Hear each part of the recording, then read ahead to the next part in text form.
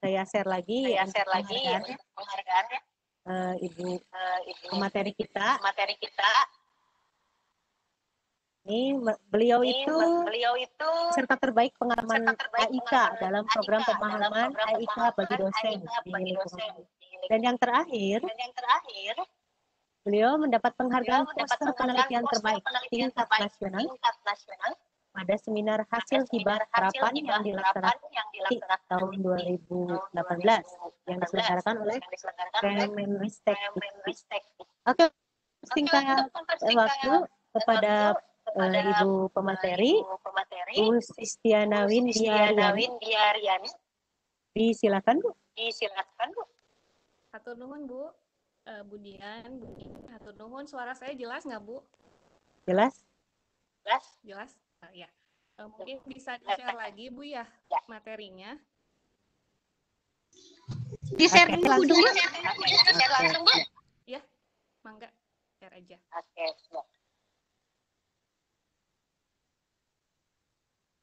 Bismillahirrahmanirrahim. Assalamualaikum warahmatullahi wabarakatuh. Alhamdulillahilladzi arsala rasulahu bil-huda wa dinil haq yudhhirahu 'ala dini kullih wa kafa billahi syahida. Asyhadu an la ilaha illallah wa asyhadu anna Muhammadan abduhu wa rasuluhu la nabiyya ba'da amma. Yang saya hormati Ketua dan Pengurus Ikatan Guru Indonesia Kabupaten Bandung Barat, yang juga saya hormati para peserta webinar series ya yang diadakan oleh IGI Kabupaten Bandung Barat. Alhamdulillah, puji dan syukur marilah kita panjatkan kehadirat Allah Subhanahu wa taala. Hari ini berkat rahmat, hidayah dan kasih sayangnya kepada kita bisa berinteraksi secara daring dalam kegiatan webinar series. Kalau tidak salah tadi sudah series ke-6. Salawat dan salam semoga selalu tercurah kepada junjungan kita Nabi Muhammad SAW. Sebelumnya saya ucapkan terima kasih yang sebesar-besarnya sudah memberikan kepercayaan kepada saya untuk sharing materi. Kita tandai bahwa ini adalah sharing materi, dalam arti Bapak Ibu pasti sudah banyak tahu, banyak pengalaman, dan mungkin sudah ada yang lebih banyak pengalamannya dibandingkan saya, karena kalau guru kan memang ada di lapangan ya, tentunya sudah tahu bagaimana kondisi siswa dan lain sebagainya. Kami di tingkat perguruan tinggi memang beberapa kali juga melakukan kegiatan di sekolah, tetapi saya yakin Bapak dan Ibu sebetulnya sudah lebih bisa untuk melaksanakan kegiatan asesmen khususnya yang akan kita bahas hari ini. Beberapa hari ke belakang, Pak Cece ya selaku Ketua IGI Kabupaten Bandung Barat menghubungi saya untuk share materi tentang portofolio gitu ya.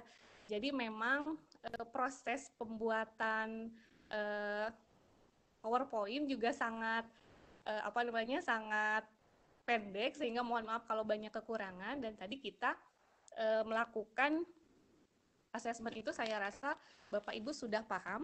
Sekarang sudah jelas belum? Ada yang bilang belum jelas?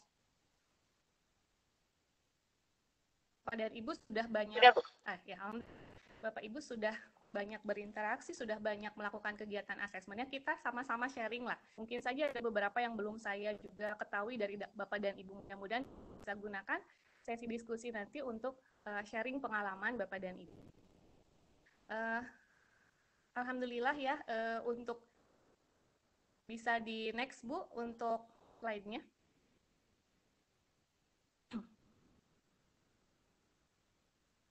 Mohon maaf, untuk slide-nya bisa di next. Yang akan kita bahas kali ini tentang portofolio, ya. Saya bagi menjadi 4 bahasan. Yang pertama, portofolio sebagai assessment for learning. Kemudian yang kedua, karakteristik dan indikator. Masih slide kedua, Bu. Karakteristik dan indikator assessment portofolio. Yang ketiga, tahap pelaksanaan portofolio. Yang keempat, portofolio sebagai asesmen alternatif di masa pandemi. Ya, jadi 4 aspek yang akan kita bahas hari ini. Kita flashback ya. Portofolio ini bagian dari proses asesmen. Bapak dan Ibu insya Allah sudah sepakat ya bahwa asesmen itu adalah penilaian proses dalam pembelajaran, dan asesmen serta penilaian itu sama pentingnya dengan pembelajaran itu sendiri. Bapak Ibu setuju ya dengan pernyataan itu? Karena begini, kadang-kadang pembelajaran dianggap lebih penting dan harus dinomorsatukan dibandingkan dengan asesmennya atau penilaiannya. Tapi sebetulnya tidak seperti itu. Asesmen dan pembelajaran itu sama pentingnya. Gitu. Nah, tadi asesmen sebagai penilaian proses dalam pembelajaran. Ya, beda lagi dengan evaluasi. Ya, kalau evaluasi itu apa? Evaluasi itu cara untuk menentukan atau mengambil keputusan dari hasil asesmen. Kapan kita melakukan asesmen? Gitu. Kita melakukan asesmen tentu saja itu berkesinambungan atau terikat pada kegiatan pembelajaran. Kapan kita melakukan evaluasi? Saat kita sudah melakukan asesmen, sudah mengakses, kita mengambil keputusan. Apakah asesmen, apakah kinerja yang ditampilkan siswa itu misalnya baik, atau cukup, atau kurang, itu adalah kegiatan evaluasi. Jadi mengambil keputusannya. Ya. Nah, portofolio yang akan kita bahas pada hari ini adalah bagian dari asesmen.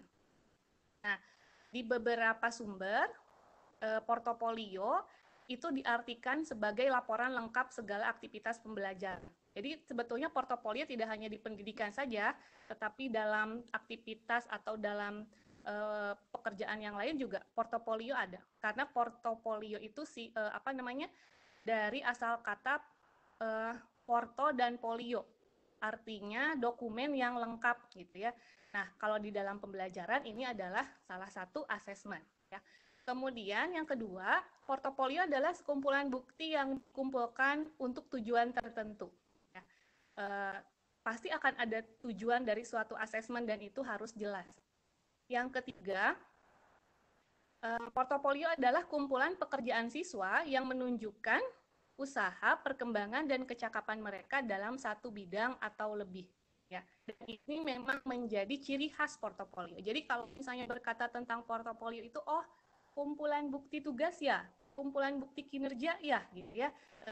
Dan yang keempat ini adalah sama dengan yang nomor 3, kumpulan bukti atau keterangan yang menunjukkan kemajuan akademik, prestasi, keterampilan, dan sikap. Jadi sudah lebih detail lagi bahwasanya tidak hanya kumpulan tugas saja, tetapi juga menunjukkan atau mengarsipkan dari kemajuan akademik yang ditampilkan oleh siswa. Nah, dari apa yang disampaikan di pengertian ini, tentu saja siswa itu menjadi pengguna utama atau aktor utama, karena kalau paradigma penilaian yang sudah lama, itu yang berfokus pada evaluasi, evaluator itu hanya guru gitu ya, yang gitu dites kemudian guru melakukan evaluasi dan jadi evaluator. Kalau di asesmen, khususnya asesmen alternatif, kemudian portofolio, siswa itu berperan sangat penting. Oke, saya lanjutkan nah, kita ketahui bahwa asesmen itu terbagi menjadi 2. Yang pertama adalah asesmen tradisional, yang kedua adalah asesmen alternatif. Asesmen tradisional itu adalah asesmen yang sering banget dilakukan oleh para guru. Contohnya memberikan ulangan, ujian gitu ya. Itu adalah asesmen tradisional. Bentuknya biasanya menggunakan tes. Tuh, ada tes pilihan ganda, multiple choice, kemudian ada uraian dan lain sebagainya ya, ada menjodohkan, benar salah dan lain sebagainya. Itu adalah asesmen tradisional. Yang kedua, ada asesmen alternatif. Nah, portofolio ini bagian dari asesmen alternatif. Artinya, kenapa disebut sebagai asesmen alternatif? Karena asesmen alternatif ini melengkapi dari asesmen tradisional. Jadi, kalau misalnya mau menggunakan asesmen, saja, ya ini wajah saya tidak kelihatan. Lagi share screen. Share screen. Oke. Oke, lagi share screen Ibu. Jadi kalau misalnya asesmen alternatif itu melengkapi dari asesmen tradisional. Jadi kalau misalnya hanya asesmen tradisional saja itu ya kurang pas ya, karena pada saat asesmen tradisional biasanya pada saat ujian itu kondisinya lebih menegangkan gitu bagi siswa. Nah, kalau misalnya hanya alternatif saja, misalnya hanya portofolio saja juga itu jadi keliru karena asesmen namanya juga asesmen alternatif itu melengkapi yang tradisional. Jadi bagaimana baiknya? Baiknya adalah keduanya itu digabungkan gitu ya dengan komposisi yang seimbang. Jadi asesmen portofolio itu adalah pelengkap dari asesmen tradisional. Yang kedua, tadi asesmen portofolio itu bagian dari penilaian otentik. Nah, yang ketiga, asesmen portofolio itu bagian dari asesmen for learning. Jadi, asesmen for learning di sini adalah asesmen sebagai proses belajar, ya. Karena ada selain for learning, ada as learning, kemudian ada off learning. Nah, portofolio adalah bagian dari asesmen for learning. Nah, selain portofolio, asesmen alternatif atau asesmen otentik yang lainnya itu misalnya penilaian kinerja, penilaian self assessment ya. Itu adalah jenis-jenis dari asesmen otentik atau penilaian otentik. Next, Bu.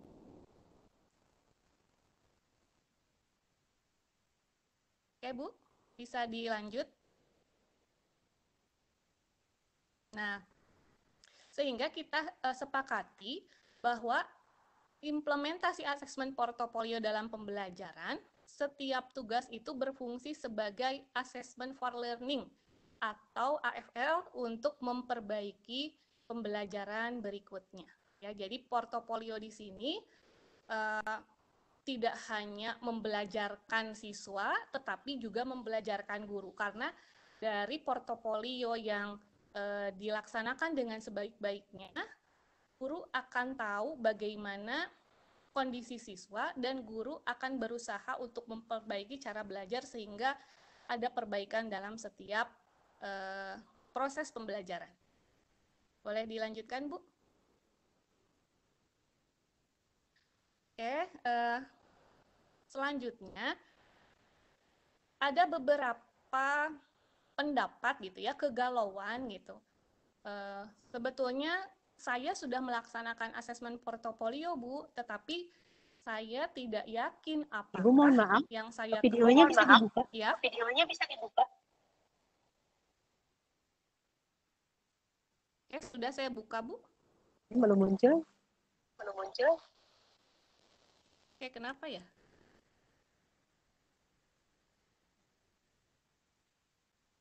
Sudah ada ya, Bu? Oke, nah jadi ada kegalauan gitu ya dari para guru yang seperti ini kurang lebih. Saya sudah melakukan portofolio, Bu, tetapi saya tidak yakin apakah pekerjaan saya ini betul atau malah keliru gitu. Nah, sebelum ke apa itu karakteristik portofolio, apa saja yang menjadi ciri khas portofolio, kalau saya berpendapat seperti ini. Manakala kita melakukan sesuatu yang kita anggap baik untuk siswa kita, kemudian untuk perbaikan pembelajaran, jangan merasa takut salah untuk melangkah gitu.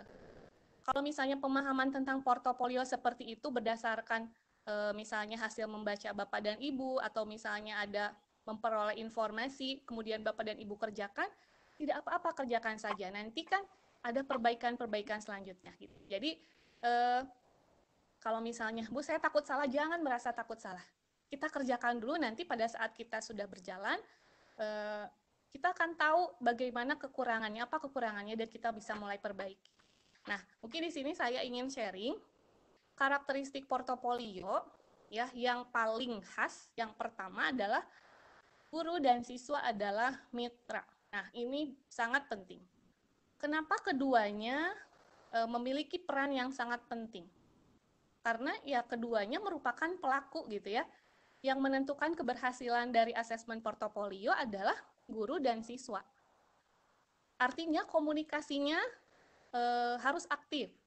Misalnya guru saat menjelaskan berarti harus jelas tugasnya seperti apa, waktu pengumpulannya kapan gitu. Kemudian siswa pun kalau misalnya ada masalah atau misalnya ada kendala dalam pengerjaan tugasnya, ya harus segera dikomunikasikan kepada guru sehingga matching gitu antara guru menginginkan apa, kemudian siswa juga mengerjakannya harus apa, sehingga peran guru dan siswa sangat penting dan ini menjadi satu mitra ya. Kemudian yang kedua, nah kalau tadi digambarkan bahwa portofolio itu adalah kumpulan tugas, memang di sini dibatasi lagi. Jadi portofolio itu tidak hanya koleksi saja. Ada catatan tambahan di mana portofolio ini berupa kumpulan hasil karya siswa yang menunjukkan perkembangan dari waktu ke waktu. Dan karena tadi siswa merupakan mitra, juga merupakan pengguna utama, siswa juga diberikan kesempatan untuk memilih dan menentukan tugas mana yang terbaik yang akan dijadikan portofolio oleh siswa. Jadi guru itu memfasilitasi dalam misalnya beberapa tugas, nanti siswa diminta memilih mana tugas kamu yang paling kamu merasa puas mengerjakannya, mana tugas yang merasa menurut kamu paling baik tugas itu. Nah itu boleh seperti itu, jadi tidak semua tugas juga didokumentasikan dalam bentuk portofolio.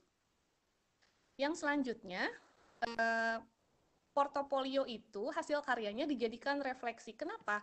Karena tadi portofolio itu mengadministrasikan setiap kemajuan belajar dari siswa. Harus ada kenaikan kinerja sedikit, walaupun sangat sedikit, tapi harus terlihat perbaikannya. Jadi misalnya dalam membuat membuat gambar, misalnya kalau di biologi membuat model, menggambar sel misalnya ya, atau misalnya dalam kinerja keterampilan menggunakan mikroskop misalnya ya. Nah, harus ada kenaikan kemampuan dalam mengerjakan tugas itu, sehingga ya terlihat bahwa dengan adanya portofolio ini siswa semakin bertambah baik kinerjanya. Kemudian kalau misalnya ada kekurangan atau misalnya pada saat pengerjaan tugas malah kinerjanya semakin menurun, nah harus dijadikan refleksi oleh guru gitu ya, apa yang keliru, apa yang salah. Nah selanjutnya penilaian harus jelas disampaikan kepada siswa, harus betul-betul disampaikan bahwa ini adalah tugas yang atau yang akan bermanfaat bagi siswa itu sendiri gitu. Ini tugas itu akan bermanfaat bagi dirimu gitu, bukan hanya manfaatnya untuk guru saja. Kemudian penyampaian kriterianya, penilaiannya akan seperti apa, itu harus jelas gitu. Sehingga memang portofolio ini tadi balik lagi sebagai tugas yang otentik gitu. Otentik itu sesuai dengan real world situation, bermakna bagi siswa, dan bisa menjadikan pengalaman untuk masa depan siswa. Oke, next, Bu. Yang selanjutnya adalah indikator portofolio. Slide sebelumnya. Portofolio itu menggambarkan usaha siswa terhadap satu mata pelajaran tertentu. Usaha yang dilakukan oleh siswa, guru kan bisa menilai ya, bagaimana pekerjaan itu dilakukan oleh siswa itu, apakah siswa melakukan dengan maksimal atau asal-asalan, ya guru bisa mengecek gitu. Kemudian menggambarkan perkembangan siswa terhadap satu mata pelajaran tertentu, itu bisa menjadi dilakukan dalam kegiatan asesmen portofolio. Kemudian selanjutnya menggambarkan kemajuan belajar siswa terhadap satu mata pelajaran tertentu. Kemudian yang selanjutnya menggambarkan sikap siswa terhadap satu mata pelajaran tertentu. Jadi tidak hanya kognitif, tetapi bisa juga untuk penilaian afektif. Ya. Oke, next. Nah, Sudah. Ya, nah ini mungkin yang juga menjadi banyak pertanyaan. Pelaksanaan portofolionya itu seperti apa gitu ya. Ini saya coba buat yang saya urutkan step-stepnya, ada 3 tahap ya. Yang pertama tahap persiapan, yang kedua tahap pelaksanaan, dan yang ketiga tahap penilaian. Nah yang itu mohon maaf salah ya, harusnya tahap penilaian itu tahap yang ketiga. Apa yang dilakukan pada saat persiapan? Nah Bapak kan di awal materi pelajaran sudah menyusun RPP ya, tentunya sudah ada indikator yang sudah diturunkan dari hasil analisis KI dan KD. Nah, itu bisa menjadi tujuan dari kegiatannya. Jadi jangan sampai aktivitas atau asesmen portofolio ini lepas dari RPP yang sudah Bapak Ibu punya atau sudah Bapak Ibu susun gitu. Dan memang seharusnya di RPP tersebut juga sudah tercantum bahwa asesmen yang digunakan adalah asesmen portofolio. Nah, di tahap persiapan yang kedua, guru mengkomunikasikan tugasnya gitu. Jadi komunikasi ini harus jelas sehingga tidak ada pengulangan pertanyaan dari siswa. Kita harus menyampaikan pekerjaan apa yang harus dikumpulkan. Misalnya dalam satu semester, apa saja yang akan dilaksanakan dalam satu semester itu, waktunya kapan, kemudian tugasnya bentuknya apa saja, dan kemudian tadi ini tugas akan dijadikan portofolio, karya terbaikmu. Gitu. Jadi kalau di awal sudah disampaikan, kita akan buat proyek, membuat portofolio, dan menampilkan karya terbaik kalian, gitu ya. Kemudian nanti karya ini juga, karena portofolio ini juga bisa disampaikan hasilnya kepada orang tua, itu juga disampaikan di awal kepada siswa, sehingga siswa juga siap-siap untuk mengerjakan, untuk menampilkan karya terbaiknya.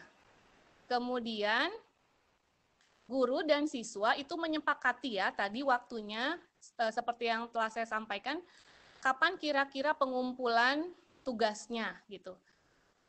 Kalau misalnya yang sudah kita tahu, misalnya menggunakan folder atau map gitu ya. Kalau yang konvensional, portofolio yang tradisional.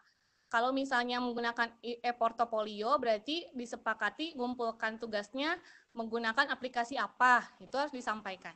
Sehingga kalau misalnya disampaikan secara jelas, insya Allah Bapak dan Ibu Guru nanti tidak akan banyak menerima pertanyaan terkait dengan kebingungan siswa. Ya. Yang kedua, di tahap pelaksanaan, guru dan siswa mendiskusikan proses pembelajaran yang menuntun siswa menghasilkan karya. Ya.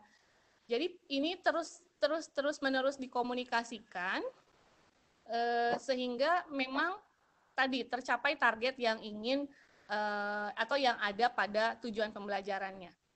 Kemudian yang kedua, guru mengumpulkan pekerjaan atau tugas siswa dari apa yang sudah disepakati tadi. Kemudian nih, ini juga yang memang cukup menyita waktu ya. Jadi ada tanggal pengumpulan, jadi diurutkan gitu. Kalau misalnya di map gitu atau di folder itu diurutkan tanggalnya, sehingga nanti memudahkan dalam melakukan penilaiannya, pengukurannya. Kemudian juga jangan lupa lakukan diskusi ya, untuk memberikan masukan terhadap hasil karya. Tidak perlu sering-sering, misalnya dalam satu semester cukup 2 kali atau 1 kali juga cukup. Nah kemudian nanti terakhir dilakukan seleksi hasil karya untuk menentukan karya yang terbaik. Yang ketiga adalah tahap penilaian. Penilaian itu dilihat lagi, dicek lagi kriteria penilaian yang telah disepakatinya bagaimana, ya. Kemudian harus diterapkan secara konsisten. ya. Untuk setiap siswa, kalau misalnya karyanya seperti itu, nilainya harus bagaimana. Kemudian, nah portofolio ini bisa dikombinasikan, bukan dikombinasikan, di dalamnya harus memuat self assessment ya. Jadi bagaimana siswa menilai kinerjanya, bagaimana siswa merasa bahwa dia sudah melakukan atau menampil kemampuannya semaksimal mungkin atau tidak. Nah, itu bisa diukur dengan self assessment. Nah, nanti kalau semuanya sudah selesai, hasilnya tadi bisa disampaikan kepada orang tua bahwa ini adalah karya terbaik putra atau putri Anda. Oke, next.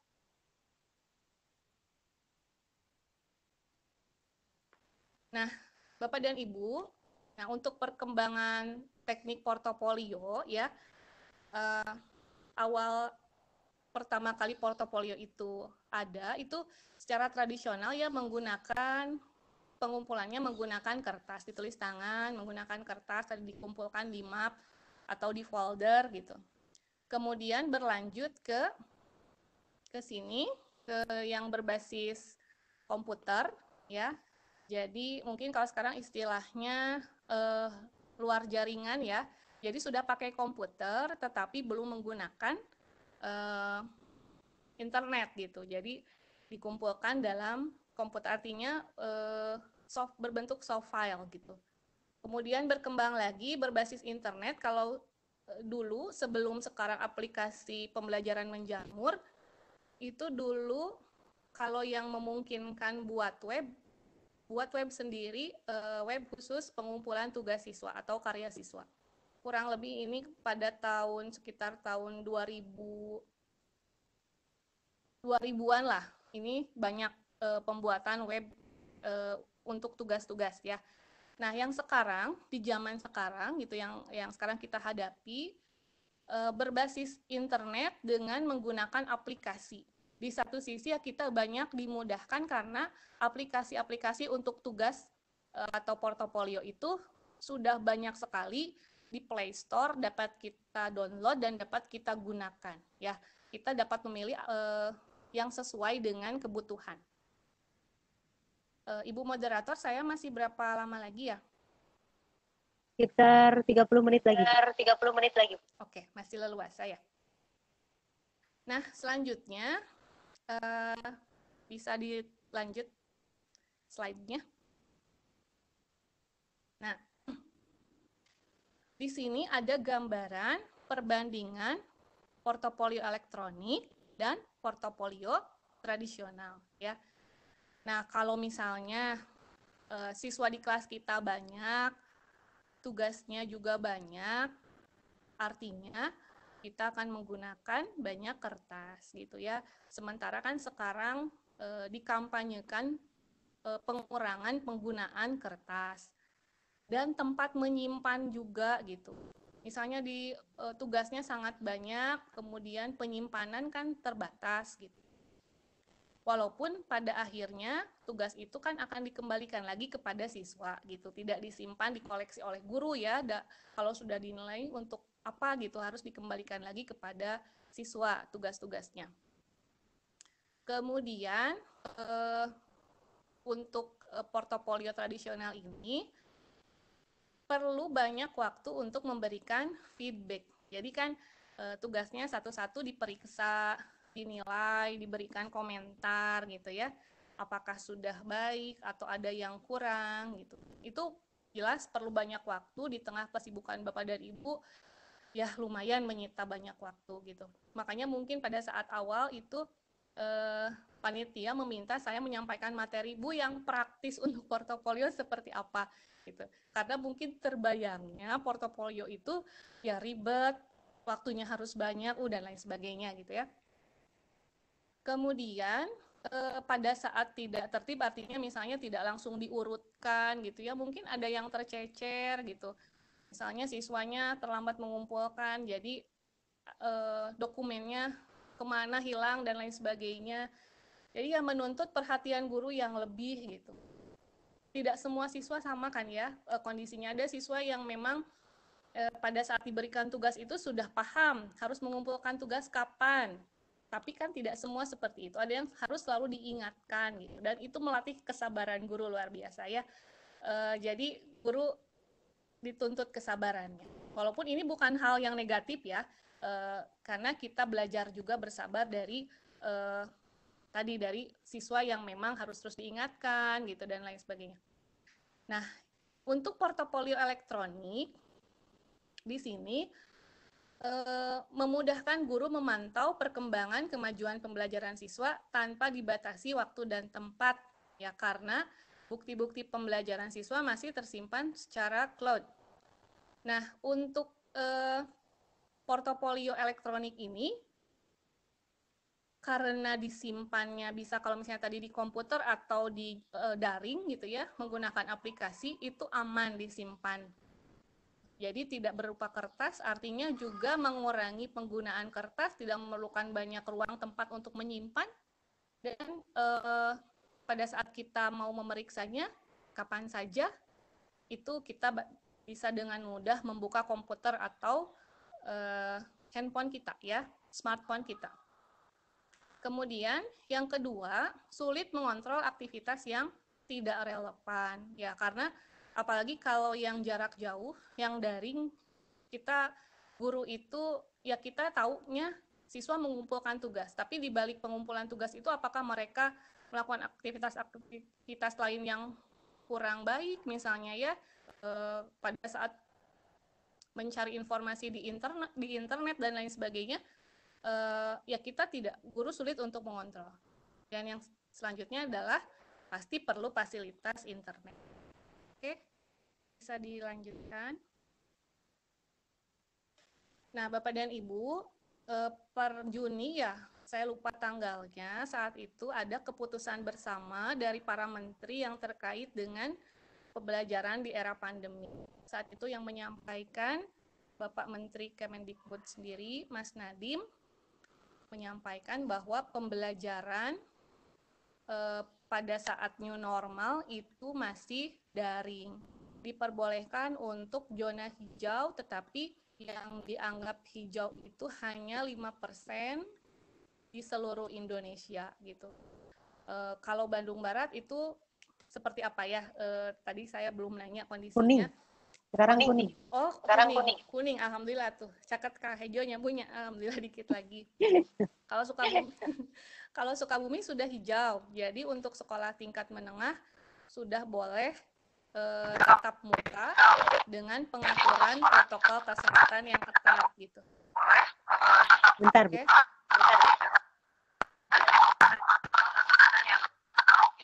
Mimin, punten di Ya.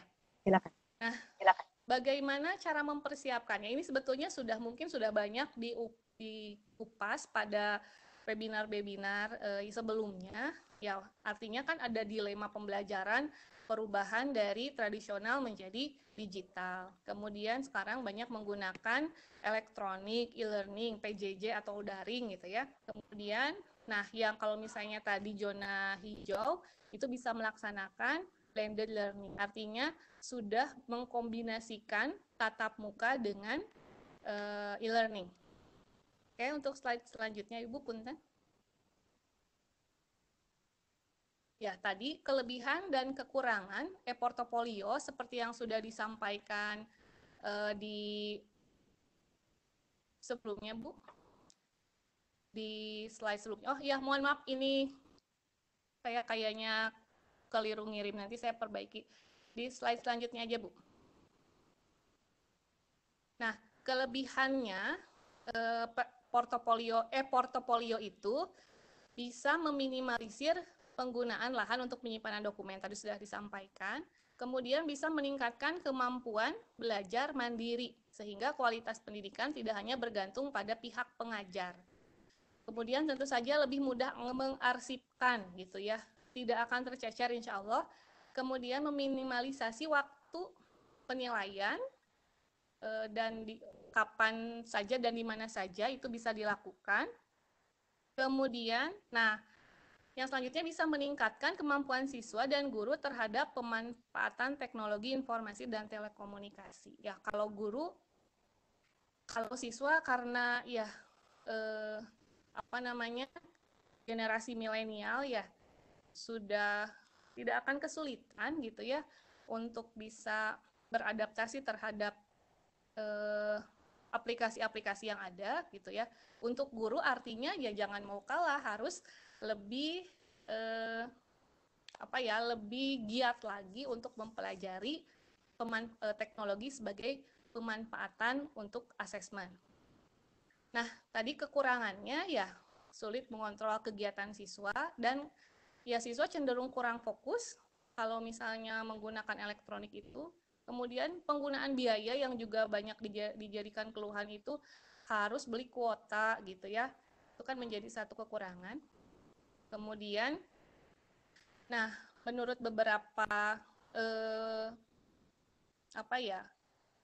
ahli, kalau kapasitas penggunaan elektronik pembelajaran jarak jauh dan daring ini terus-menerus dilakukan pada kapasitas tertentu ya katanya bisa menyebabkan menurunnya kemampuan sosial karena interaksinya tidak langsung tatap muka gitu ya, tetapi melalui internet. Nah, di sini Bapak dan Ibu, ini ada alternatif, ini hanya alternatif, masih slide yang barusan Ibu, ragam aplikasi online alternatif yang dapat digunakan untuk asesmen portofolio. Jadi ini yang sudah digunakan oleh saya dan teman-teman di program pendidikan biologi FKIP UMI. Yang pertama adalah pakai Instagram. Jadi ini kalau misalnya mana yang paling praktis atau yang paling nyaman dipakai gitu, kita bisa sama-sama menganalisis dan nanti pilihannya terserah pada Bapak dan Ibu. Atau kalau misalnya menggunakan aplikasi yang lain pun sebetulnya tidak masalah. Jadi ini bukan keharusan ya. Ini adalah sharing tentang penggunaan aplikasi yang bisa digunakan untuk asesmen e-portofolio. Yang pertama adalah IG ya. Itu udah jelas banget dari logonya.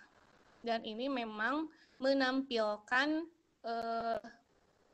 aspek populer. Jadi kalau pakai IG itu kan bisa menampilkan aspek eksis ya, sangat kuat gitu ya, IG itu. Kemudian ya tentu saja menarik, dapat menampilkan kreativitas semenarik mungkin, artinya untuk menggugah siswa untuk bisa mengerjakan tugas portofolionya dengan motivasi yang penuh, ini bisa dimanfaatkan Instagram ini. Juga karena ada bisa dilihat oleh temannya yang lain, walaupun ya disampaikan jangan niatnya karena ria gitu ya, tetapi itu bisa menjadi motivasi bahwa nanti tugas saya akan diupload di IG, akan diberikan komentar oleh guru, itu akan menjadi satu motivasi, berarti saya harus mengerjakan yang terbaik gitu ya. Kemudian nah fitur lengkap IG itu komunikasi dua arah, bisa melalui grup obrolan ya, bisa juga menampilkan seperti contoh di situ ada di nomor 1 itu kan ada tentang pretest ya, itu di situ ada tugas dan itu guru menuliskannya di statusnya. Jadi ini adalah IG khusus yang dibuat untuk menampung atau mendokumentasikan hasil karya siswa. Ya, ini yang buat adalah mahasiswa di prodi kami. Nah, di situ terlihat ada tugas-tugas, kemudian ada juga komentar dari guru, dan komentarnya itu di situ disampaikan mana jawaban yang sudah betul, mana jawaban yang belum, dan apa yang harus dilengkapi. Terus di yang paling bawah itu ada status, dibikin status. Ada tulisan seperti ini. Ini dia laporan terbaik di laporan 1. Katanya silahkan diklik dan diperbaiki. Pokoknya ada kata-kata semangat gitu. Luar biasa, akan menggugah siswa untuk wah berarti kalau saya mengerjakan terbaik ini akan dibuat status yang memang agak-agak sedikit narsis gitu ya. Tetapi kan tidak apa-apa, untuk memotivasi untuk kebaikan tidak apa-apa. Nah, kekurangannya ya semuanya pasti ada kelebihan, ada kekurangan ya. Kalau IG ini ya tidak bisa menyimpan dokumen. Jadi kalau yang ditampilkan itu kan tugasnya siswa menulis sendiri. Tapi ada kelebihannya kayak kalau menulis sendiri itu tidak mungkin nanti copy paste gitu ya. Dia akan menulis sendiri pakai tulisan sendiri. Jadi tugas yang bisa dikumpulkan itu bentuknya foto gitu ya. Kemudian, nah tadi yang sulit mengontrol aktivitas. Jadi kalau saya pribadi pun kalau misalnya menggunakan IG, mungkin Bapak dan Ibu sama ya, atau hanya saya aja.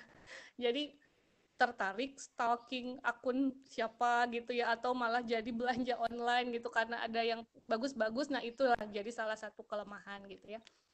Oke, Ibu bisa diteruskan. Yang selanjutnya, nah ini menggunakan Google Classroom ya. Mungkin Bapak Ibu juga ada yang sudah terbiasa ya menggunakan Google Classroom, tapi memang kelebihannya Google Classroom ini dalam waktu yang singkat, pembuatnya itu senantiasa mengupgrade isi dari Google Classroom. Jadi mungkin beberapa minggu kemarin belum ada fitur ini, sekarang sudah bertambah gitu. Jadi itu yang menarik dari Google Classroom ya. Nah kalau Google Classroom, otomatis siswa itu fokus ke kegiatan pembelajarannya atau ke portofolionya, karena nggak kayak IG bisa mampir sana sini gitu. Kalau Google Classroom ya dia fokus ke situ. Jadi fokus ke pembelajaran dan tampilannya cukup menarik. Nah kalau di situ yang dicontohkan itu adalah mata kuliah yang saya ajar di biokimia, itu gambarnya bisa diganti pakai foto kita atau pakai foto bareng-bareng dengan siswa gitu ya, bisa ditampilkan semenarik mungkin. Kemudian, nah apa yang bisa diunggah di Google Classroom ini bisa dokumen, Word, PDF, kemudian dapat juga komunikasi dua arah ya. Kemudian, nah yang juga menarik di Google Classroom itu data tersimpan rapi di Google Drive dan berurutan. Jadi per folder kelas nanti akan tampil, sudah tidak harus diurutkan oleh guru, tapi sudah diurutkan gitu ya, baik gitu ya si Google Drive. Jadi berbasis cloud. Kemudian, nah ini dapat diakses kapan saja, seperti halnya aplikasi internet yang lainnya. Nilai tersimpan juga. Nah di sini di yang sebelahnya itu adalah kumpulan dari nilai mahasiswa.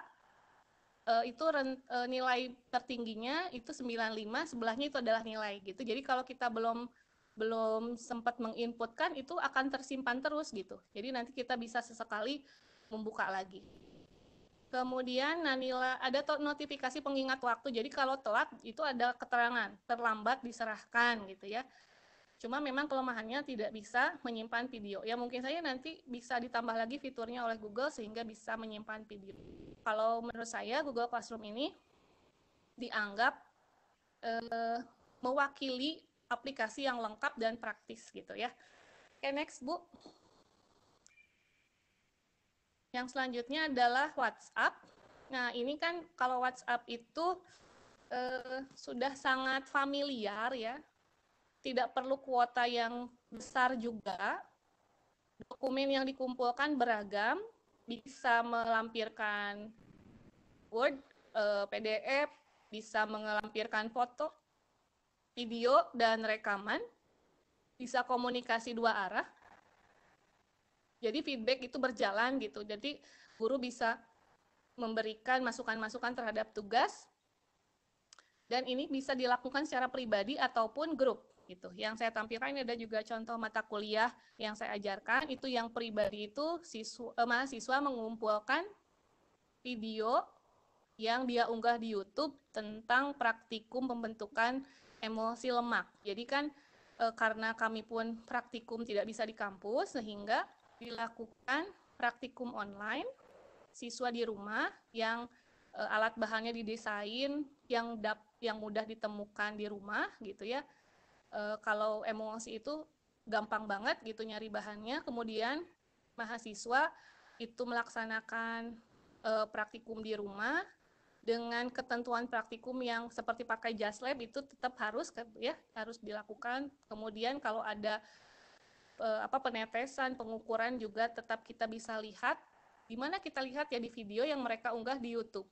Nah, kalau sekarang kan anak-anak itu mahasiswa itu kan seneng banget ya gitu ngupload video gitu ya, atau ya daripada ngupload yang nggak jelas gitu ya, atau joget-joget atau apa, kan mending mengupload kegiatan praktikum dan bermanfaat untuk dirinya, bermanfaat untuk yang lain yang menonton, untuk kita juga guru, kita bisa melihat karya siswa gitu ya. Kemudian, nah kalau misalnya di grup, ini bisa dengan pembelajarannya. Jadi tugas-tugas bisa dikirimkan di grup. Saya pernah contohkan, saya pernah lakukan dalam salah satu mata kuliah, karena di pembelajaran online ini ya pasti ada kejenuhan gitu ya. Jadi saya pernah memberikan tugasnya itu Anda tidak perlu mengerjakan apapun, tetapi Anda bantu orang tua Anda. Makanya di situ ada tugasnya anaknya, mahasiswanya lagi nyapu, lagi nyuci gitu. Jadi karena kan mata kuliah itu adalah mata kuliah evaluasi, tidak ada pekerjaan yang sifatnya mengerjakan secara tulis, tetapi mereka aktivitas di rumah bantu orang tua, meringankan orang tua gitu ya, pekerjaan orang tua, dan itu responnya alhamdulillah sangat baik dari siswa maupun orang tua gitu. Dan mereka bikin semacam diary-nya, semacam bookletnya yang menyampaikan kegiatan aktivitas mereka seperti apa. Kemudian kekurangannya, nah kalau WA ini walaupun tadi kelebihannya banyak, tapi aspek kerunutan data tidak ada. Jadi kita harus ngecek satu-satu lagi gitu ya, tugas mana yang masuk, kemudian, nah paling itu kekurangannya. Oke, next, Bu. Yang terakhir, nah sebetulnya masih banyak Ibu ya, Bapak dan Ibu, untuk aplikasi yang bisa digunakan sebagai alternatif. Ini adalah Edevo Teacher. Ini bisa di-download di Play Store. Nah, kelebihannya fokus ke assessment. Nah, ini kelebihannya juga dibandingkan yang lain. Selain memuat data siswa, juga memuat data orang tua. Jadi dicantumkan nomor telepon orang tua dan email orang tua. Jadi guru bisa langsung komunikasi ke orang tua. Gitu. Kemudian bisa mengabsen, membuat grade nilai. Jadi kita bisa bagaimana kenaikan prestasinya gitu ya. Tapi untuk kelemahannya, nah jadi komunikasinya paling lewat telepon, lewat email, tetapi di fiturnya sendiri itu tidak bisa langsung mengakses siswanya, hanya gurunya saja. Oke, next Bu. Oke, nah ini mungkin tidak terlihat ya. Nah, dalam pengaturannya agar Bapak dan Ibu punya administrasi yang terarah, sebaiknya di awal itu buat semacam daftar seperti ini. Ini juga hanya merupakan contoh saja. Kira-kira dalam kegiatan menggunakan portofolio itu akan menggunakan jenis portofolio apa saja. Nah, ini saya contohkan yang tadi di Instagram tadi. Di komponen pertamanya itu ada petunjuk penggunaannya. Nah, jadi di sini kalau misalnya di kelas kan bisa langsung dijelaskan, tapi akan lebih baik juga kalau tertulis gitu ya. Contoh deskripsinya berisi petunjuk penggunaan asesmen elektronik portofolio melalui Instagram yang dapat dilihat melalui feed Instagram yang telah disediakan guru ya. Jadi cara bergabung, kemudian cara mengirimkan tugas, cara mengerjakan pretest post-test itu sudah jelas gitu ya. Kemudian cara mengerjakan self-assessment sudah jelas, siswa bisa langsung akses di IG-nya. Kemudian, nah tugas-tugas, kalau di sini karena memang penelitian ini menggunakan model PBL, ya, di situ tugasnya sudah dilampirkan dalam bentuk lembar diskusi siswa. Nanti siswa harus membuat laporan ya. Yang tadi ditulis tangan itu adalah laporan dari LKS yang sudah disusun oleh. Kemudian yang ketiga, jangan lupa buat rubriknya ya.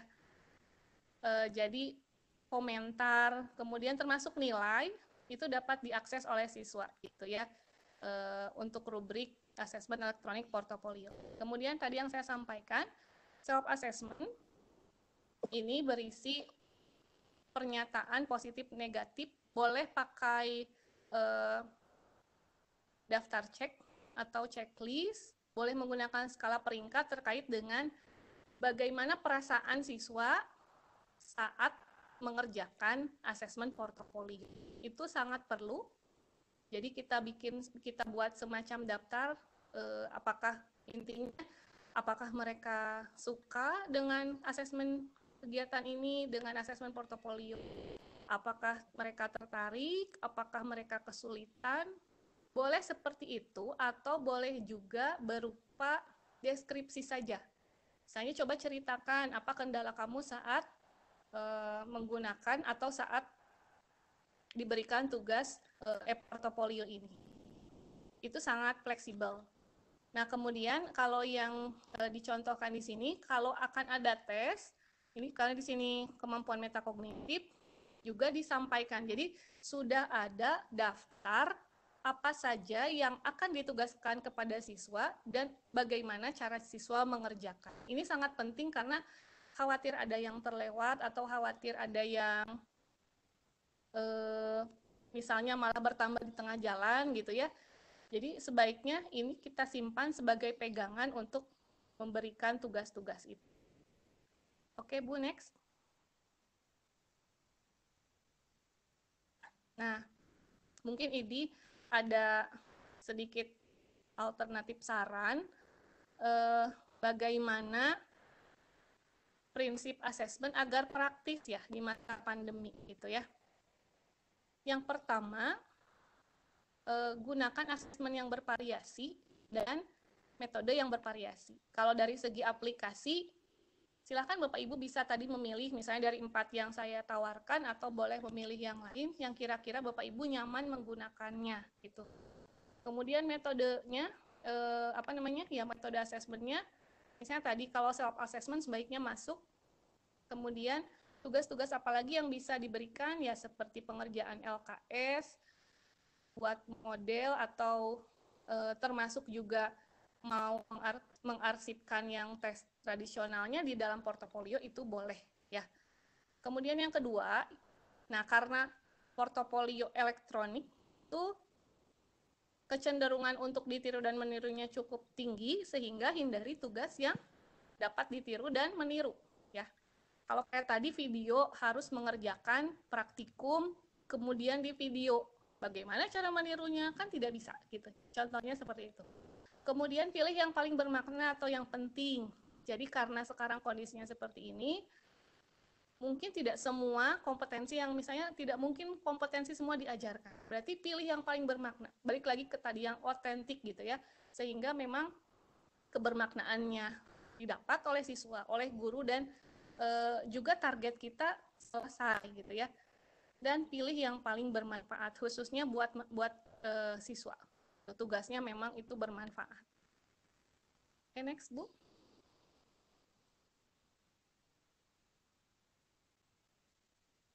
Oh, kalau ini karena kecil-kecil, ini adalah contoh self-assessment, tapi tadi sudah dijelaskan. Intinya, self-assessment itu bertanya tentang bagaimana perasaan dia saat mengerjakan tugas, bagaimana perasaan siswa saat mengerjakan tugas, bagaimana ketertarikan siswa saat mengerjakan tugas, yang dirasakan, apa kendala yang dirasakan, merasa puas atau tidak. Nah, nanti itu nyambungnya ke kemampuan metakognitif dan itu harus dilatihkan sehingga siswa itu tahu dan dia bisa mengukur diri, saya itu nggak puas sebetulnya dengan karya ini sehingga saya ingin memperbaiki kinerja saya di tugas selanjutnya. Nah, itu perlu untuk ditanyakan langsung kepada siswa dan itu mungkin sering terlupakan gitu. Kalau ini hanya contoh saja, ini memang contoh self-assessment yang ideal ya, karena terkait dengan metakognitif. Nah, ini satu lagi, mohon maaf tidak bermaksud menggurui. Dalam upaya perbaikan kualitas yang berkelanjutan, kondisikan asesmen semudah, senyaman, dan semenarik mungkin. Hapus persepsi bahwa asesmen adalah beban bagi guru dan siswa. Jadi kita kondisikan asesmen itu adalah tugas guru, untuk meningkatkan kemampuan siswa, untuk meningkatkan kapasitas kita juga sebagai pendidik, untuk memperbaiki proses pembelajaran, tidak dibuat semacam beban oleh siswa misalnya menerima tugas, aduh tugasnya banyak dan berat gitu. Jadi kita kondisikan tugasnya itu memang siswa itu perlu untuk mendapatkan tugas itu. Karena balik lagi kepada apa yang karena saya Muslim ya, Allah perintahkan kepada orang-orang orang-orang yang beriman, orang Muslim, untuk senantiasa memperhatikan apa yang telah diperbuatnya untuk bekal nanti di hari akhirat. Jadi dalam rangka kita assessment for learning, memperbaiki kinerja kita, memperbaiki juga kinerja siswa, itu perbaikan yang terus-menerus tanpa henti, sehingga ya sedikit-sedikit semuanya berprogres untuk menjadi manusia yang lebih baik.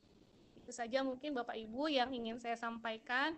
Sebetulnya masih sangat banyak, tapi karena waktu jugalah yang kasih materi ini.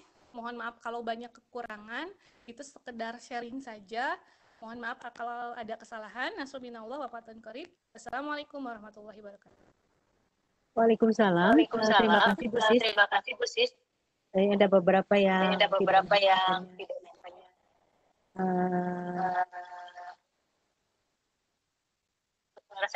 Ujang, saya undang untuk menjadi moderator.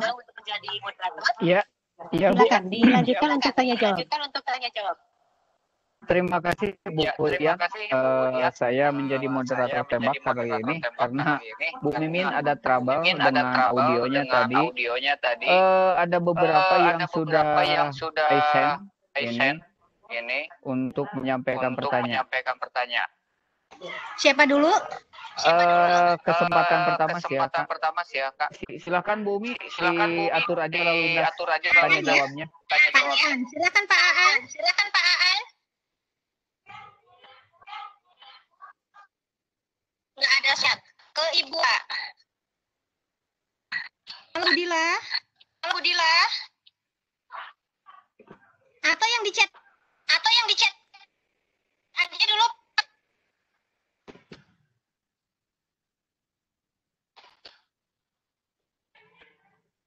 Halo Pak Ujang. Iya, halo.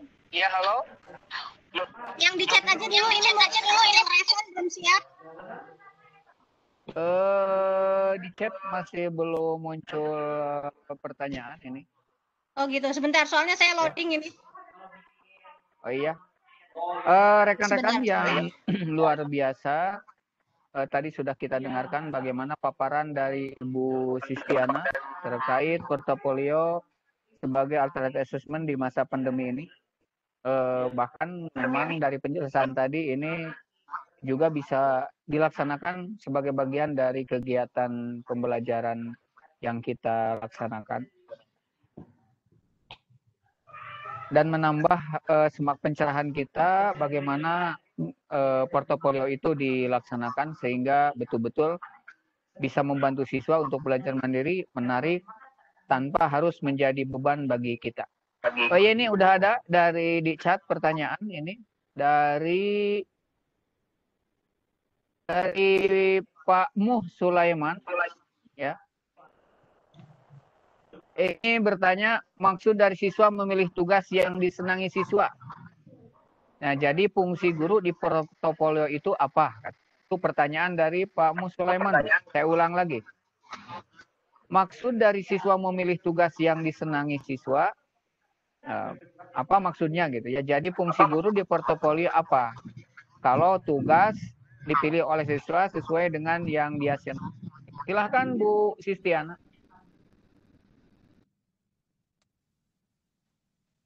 Baik, Pak Muhammad Sulaiman, tadi pertanyaan, maksud siswa memilih tugas yang disenangi. Mungkin bukan memilih tugas yang disenangi, saya luruskan. Ini suaranya feedback ya? Iya. Teh Umi.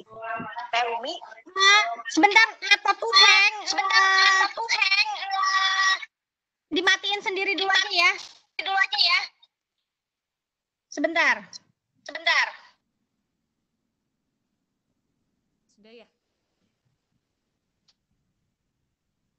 tadi dijelaskan di awal persiapan atau perencanaan itu ada kesepakatan guru dan siswa. Jadi tentu saja peran guru memiliki peran yang sangat penting ya Pak Muhammad Sulaiman. Jadi kan guru menentukan tugas apa yang akan dikerjakan oleh siswa. Nah, pada saat pengumpulan atau pada saat pengarsipan gitu, itu siswa diberi keleluasaan untuk menentukan tugas mana yang akan diarsipkan di portofolionya. Karena siswa kan tadi juga terkait dengan siswa sebagai pengguna asesmen utama, siswa juga diberi keleluasaan kira-kira tugasnya yang terbaik yang mana. Apalagi kalau misalnya dari tugas itu ada perbaikan-perbaikan lagi, sehingga siswa mungkin akan siswa akan memilih kinerja yang terbaik yang ingin dia kumpulkan, begitu Pak. Jadi saya luruskan, jadi fungsi guru itu bukan seperti itu. Guru tetap menjadi tetap yang mengatur secara keseluruhan, guru juga yang menentukan tugas, tapi dari tugas itu kan bisa jadi tidak semua siswa merasa puas dengan hasil karyanya. Jadi nanti siswa bisa memilih yang terbaik untuk didokumentasikan dalam portofolionya. Gitu. Jadi ada komunikasi dulu, tapi sebelumnya di awal antara guru dan siswa, guru harus dengan sangat jelas menjelaskan apa saja yang ingin dinilai, dan tadi siswa juga bisa memilih keleluasaan. Tapi kalaupun misalnya guru merasa juga tidak masalah. Ada aspek fleksibel di portofolio ini. Jadi Bapak dan Ibu bisa, terutama tadi yang bertanya Pak Muhammad Sulaiman, bisa menentukan secara disepakati dengan siswa juga apakah tugasnya masuk semua atau tadi bisa dipilih tugas yang paling bermakna atau memiliki nilai paling baik yang dipilih oleh siswa. Mungkin itu. Mudah-mudahan tidak puas, nanti bisa berlanjut menjadi bahan pemikiran juga gitu ya buat penanya. Ya, terima kasih Bu. Terima kasih Bu. Pak Sulaiman sudah tadi jelaskan oleh Bu Sistiana. Maksudnya adalah pengumpulan portofolio itu siswa bisa mengumpulkan sesuai dengan yang dianggap terbaik dari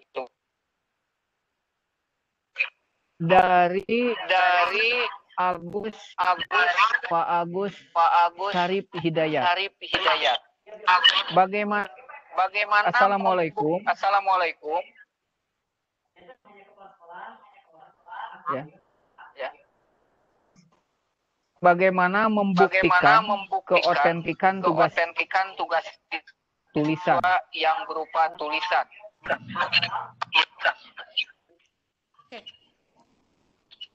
Kalau langsung saya jawab ya. Silakan. Ya. Kalau menggunakan portofolio tradisional, memang agak sulit.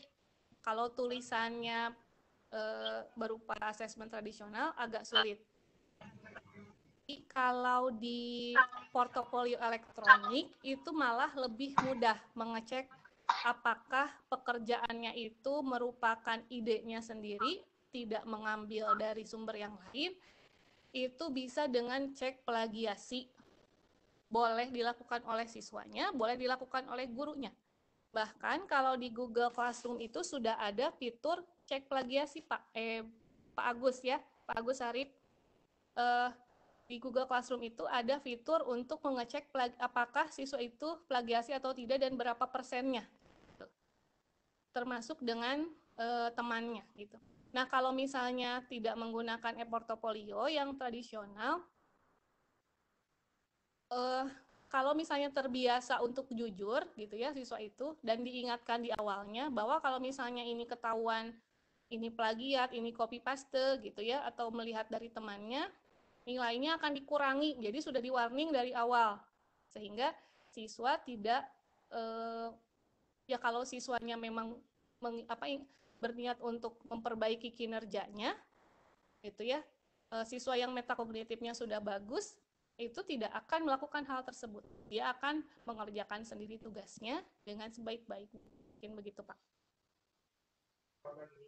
Iya, terima kasih Bu atas paparannya terhadap pertanyaan yang disampaikan oleh Pak Agus Syarif Hidayat. Selanjutnya ini ada pertanyaan dari Ibu Tuti Garnasih.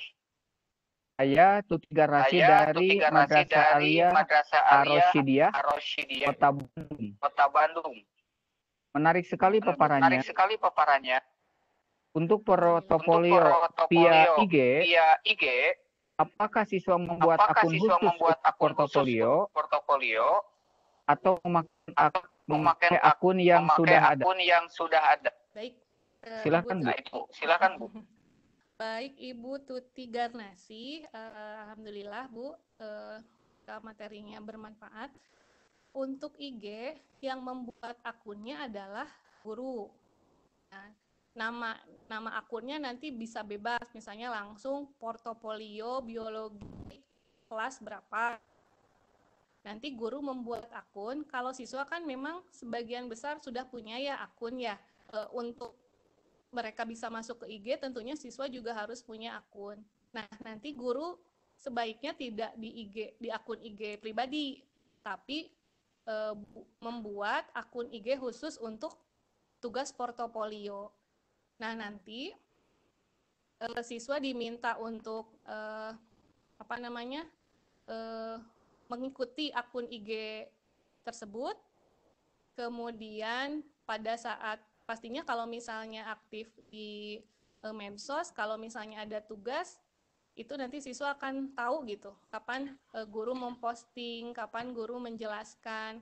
Kalau yang tadi saya contohkan, di awal itu guru sudah menampilkan bagaimana kegiatan portofolio yang akan dilakukan. Bahkan sampai kalau ada siswa yang belum punya IG-nya, guru menjelaskan bagaimana cara bergabung dengan untuk mengakses IG tersebut. Tahap-tahapannya dijelaskan gitu. Tetapi saya rasa kalau siswa, apalagi siswa SMP, SMA itu kan sudah mahir ya untuk menggunakan IG. Nah, tinggal di akun IG yang khusus untuk portofolio itu kira-kira mau seperti apa yang ditugaskan. Misalnya tugasnya per minggu nanti ada tugas. Kemudian nanti siswa kumpulkannya, kalau yang tadi dicontohkan itu tugasnya ditulis tangan, difoto, dan diupload di akun IG portofolio tersebut. Kemudian nanti guru memberikan komentar, kurangnya apa, kemudian kalau sudah baik diberikan juga reward ya, berupa pujian gitu ya, sudah baik, nanti siswa bisa berkomentar lagi. Gitu. Kurang lebih seperti itu. Dan beberapa guru juga bisa tadi menuliskan status gitu ya, terkait dengan, ada pretest di status, nanti ditampilkan pretestnya seperti apa. Itu bisa dilakukan juga, bisa di waktu ya, dibatasi waktu sehingga pada waktunya misalnya hanya 15 menit, tidak lebih dari itu, ya setidaknya mengurangi cheating gitu ya, mengurangi siswa untuk melihat jawaban dulu gitu. Dan itu sangat penting juga gitu.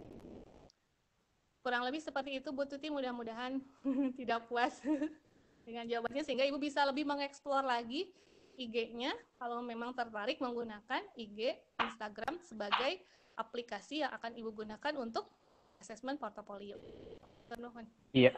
Terima kasih Bu. Itu paparan atas pertanyaan dari Ibu Tuti. Selanjutnya dari Ibu Yeti Kurniati. Ibu Yayi Kurniati ya. Izin bertanya. Kebetulan saya guru BK. Bagaimana implementasi asesmen ini dalam kegiatan bimbingan konseling? Terima kasih. Ya silakan Bu. Sebetulnya prinsip portofolio itu sama saja untuk semua mata pelajaran gitu. kalau tadi memang pendekatannya pelajaran biologi, tetapi itu semua bisa diterapkan dalam materi pelajaran yang lainnya, khususnya BK ya. Kondisi sekarang kan memang jarak tidak bisa tatap muka, tetapi dengan memanfaatkan berbagai aplikasi sangat memungkinkan guru BK melakukan konseling terhadap siswa, gitu ya. Caranya, misalnya kalau pakai IG sangat memungkinkan seperti yang tadi saya sampaikan, Bu Yai ya. Kemudian kalau menggunakan WA ini lebih fleksibel Ibu. Kan Ibu bisa dengan janjian melakukan video call kepada siswa untuk menanyakan di rumah bagaimana gitu. Mungkin bisa di random siswanya yang memang ada catatan misalnya di Ibu ya, yang memang perlu perhatian khusus gitu ya, untuk bisa diberikan konselingnya. Nah, di WA ini sangat memungkinkan ya, memang artinya guru harus menyimpan nomor-nomor WA. Kalau memungkinkan diminta nomor orang tua gitu. Itu kalau menggunakan WhatsApp. Kalau menggunakan Google Classroom ya tadi juga kalau misalnya ada tagihan tugas yang harus dilampirkan di WA juga sebetulnya bisa. Tapi misalnya di Google Classroom itu lebih rapih ya, kelebihannya itu lebih rapi, terekap dengan rapi sehingga tidak usah mencari-cari lagi. Saya rasa begitu Bu Yai, artinya kalau penggunaan e-portofolio ini di BK sangat memungkinkan gitu. Karena tidak hanya yang tadi disampaikan, bukan hanya di pembelajaran biologi saja. Kalau pembelajaran biologi kan penekanannya mungkin kalau kayak kegiatan praktikumnya gitu ya. Tapi kalau BK ya malah lebih memungkinkan menggunakan elektronik portofolio ini. Ya, terima kasih. Itu Bu Yai, paparan dari Bu Sistiana, bagaimana portofolio ini bisa dilaksanakan untuk bimbingan konseling. Dan terutama portofolio elektronik sangat memungkinkan untuk melaksanakannya susun portofolio untuk bimbingan konseling. Selanjutnya Bu, dari Bapak Ali Muhtaji. Maaf, izin bertanya. Perbandingan penggunaan e-portofolio dan portofolio tradisional memang ada kelebihan dan kelemahannya. Untuk masa pandemi COVID-19 ini, portofolio lebih cocok. Tetapi kendalanya pada siswa-siswa yang tidak punya HP, apa saran terbaik dari Ibu untuk masalah ini? Yaitu Bu, silakan. Pak Ali ya, pertanyaan ini ya memang cukup sulit untuk dijawab. Berbasis secara daring, secara elektronik, pada saat pandemi ini belum ada, gitu ya. Kita kan juga sering mendengar bahwa pembelajaran daring, jarak jauh, kemudian ya menggunakan fasilitas internet ini adalah pembelajaran masa depan. Kita sudah sangat sering mendengar pernyataan itu dari para ahli pendidikan. Dengan adanya pandemi ini, setiap orang dari semua tingkatan pendidikan, mulai dari anak usia dini, SD, SMP, SMA, perguruan tinggi, itu seolah-olah yang pernyataan tadi itu seperti wacana, oh nanti kali kalau misalnya sudah tahun 2000 berapa, semua pembelajarannya akan secara daring. Kita kan pada saat itu tidak tahu, gitu. Kita tidak menyadari. Nah, diberikan pandemi ini sehingga para guru, para ahli pendidikan memikirkan cara bagaimana pembelajaran tetap dilaksanakan, tetap bermakna. Tidak ada cara lain selain dengan pembelajaran jarak jauh menggunakan daring. Nah, jadi kita seolah-olah dipaksa, Pak. Gitu. Karena pada saat kita memberikan, dulu ada wacana-wacana seperti itu di hasil penelitian atau di seminar, pembelajaran daring adalah pembelajaran masa depan. Tapi kita kan kondisinya saat itu pembelajarannya masih tatap muka. paling hanya beberapa kegiatan saja yang sifatnya menggunakan internet, misalnya pengumpulan tugas sudah mulai pakai Google Classroom atau komunikasi di WA. Tapi dengan adanya pandemi ini luar biasa, semuanya dipaksa gitu. Ayo kita pembelajaran daring agar pembelajarannya lebih bermanfaat. Nah, dalam setiap kelebihan sesuatu apapun, dalam penggunaan apapun, aplikasi apapun, ada kelebihan dan ada kekurangan. Nah, tadi yang ditanyakan adalah kekurangannya kalau siswanya tidak punya handphone gitu. Saya tidak punya jawaban terbaik, Pak, terus terang gitu. Tetapi kalau misalnya siswa Bapak jarak rumahnya tidak terlalu jauh, itu juga bisa dijadikan alternatif untuk melakukan home visit ke rumah. Gitu. Sebagai salah satu alternatif asesmennya. Kalau di rumah kan mungkin satu hari bisa berapa siswa, karena saya yakin dalam satu kelas siswa itu yang nggak punya HP bisa dihitung mungkin ya, tidak mungkin sepertinya ini misalnya 30 siswa yang tidak punya HP mungkin sekitar berapa gitu ya, mungkin gitu ya, dengan kondisi dengan ya saat ini gitu. Jadi misalnya katakanlah ada 5 orang siswa gitu, misalnya bisa di home visit, misalnya diagendakan 2 hari. Nah, itu bisa portofolio, misalnya diminta mengerjakan self-assessment, atau misalnya tugasnya diberikan, nanti pengumpulannya misalnya diatur lagi. Atau kalau yang saya saksikan sendiri di daerah rumah saya, karena rumah saya itu di kampung ya Bapak dan Ibu, jadi banyak siswa yang ada sekolah yang siswanya juga terhambat dari segi penggunaan HP-nya. Jadi ada inovasi, kalau menurut saya ini inovasi juga, walaupun sederhana, petugas sekolah itu mengirimkan tugasnya ke rumah-rumah siswa. Nanti ada waktu tugas-tugas itu diambil lagi untuk diperiksa oleh guru. Jadi itu mungkin alternatif, walaupun tidak terbaik ya Pak Ali Muhtaji, mohon maaf, tapi itu mungkin bisa dijadikan alternatif manakala siswa tidak memiliki HP untuk fasilitas dalam penggunaan asesmen e-portofolio ini. Atur nuhun. Ya, terima kasih Bu. Itu Pak Ali penjelasan dari Bu Sistiana terkait pertanyaan yang disampaikan oleh Pak Ali Muhtaji. Memang pada saat kita dihadapkan kondisi siswa yang tidak memiliki HP atau kesulitan dengan akses internet, ya salah satu solusi sebagaimana yang disampaikan oleh Bu Sistiana tadi. Kalau jaraknya cukup dekat, kita bisa komunikasi langsung dengan siswa, tetapi kalau jauh, ya ada kurir sekolah lah gitu. Itu solusi yang ditawarkan oleh Bu Sistiana, walaupun beliau dengan bijak mengatakan bahwa bukan solusi terbaik yang bisa kita lakukan. Selanjutnya Bu, pertanyaan dari Bu Ida Dahliana. Sepertinya Bu Ida ini tadi masih bingung. Pertanyaan tertulis nggak langsung. Jadi tugas peserta didik yang diportofoliokan harus kita diskusikan. Nah, selama ini saya langsung portofoliokan hasil peserta didik yang saya anggap lebih bagus.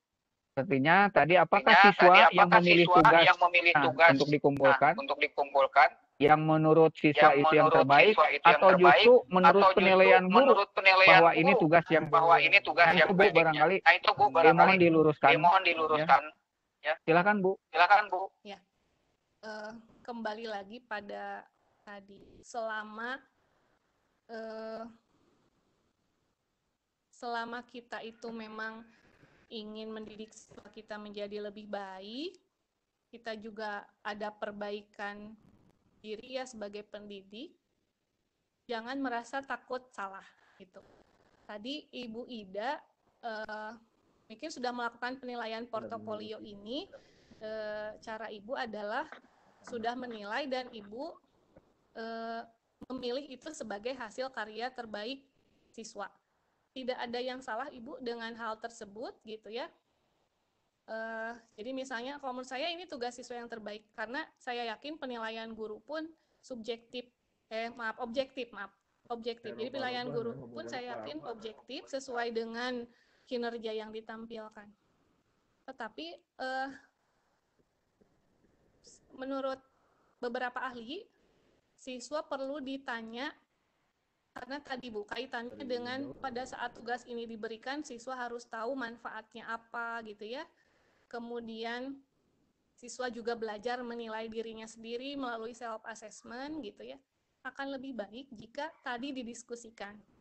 Di awal disampaikan portofolionya seperti apa, kemudian disampaikan juga kriteria penilaiannya seperti apa. Nah, pada saat mau